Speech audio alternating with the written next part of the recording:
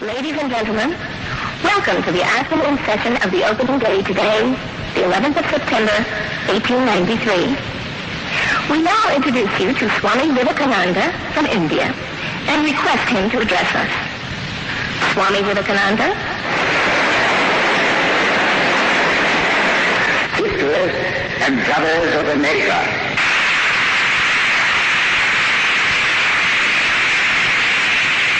it fills my heart with joy unspeakable to rise in response to the warm and cordial welcome which you have given us.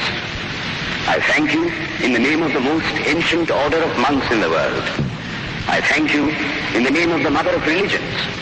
And I thank you in the name of the millions and millions of Hindu people of all classes and sects.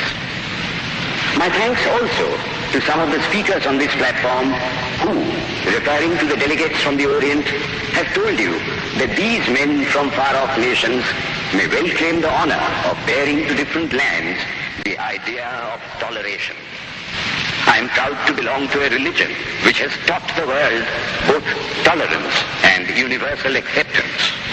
We believe not only in universal toleration, but we accept all religions as true. I am proud to belong to a nation which has sheltered the persecuted and the refugees of all religions and all nations of the earth. I am proud to tell you that we have gathered in our bosom the purest remnant of the Israelites who came to southern India and took refuge with us in the very year in which their holy temple was shattered to pieces by Roman tyranny. I am proud to belong to the religion which has sheltered and is still fostering the remnant of the grand Zoroastrian nation. I report to you, brethren, a few lines from a hymn which I remember to have repeated from my earliest boyhood, which is every day repeated by millions of human beings. As the different streams, having their sources in different places, all mingle their water in the sea, so, O Lord, the different paths which men take through different tendencies, various though they appear, crooked or straight, all lead to thee. The present convention, which is one of the most august assemblies ever held, is in itself a vindication, a declaration to the world of the wonderful doctrine preached in the Gita. Whosoever comes to me, through whatsoever form, I reach him. All men are struggling through paths which in the end lead to me. Sectarianism, bigotry, and its horrible descendant, fanaticism, have long possessed this beautiful earth.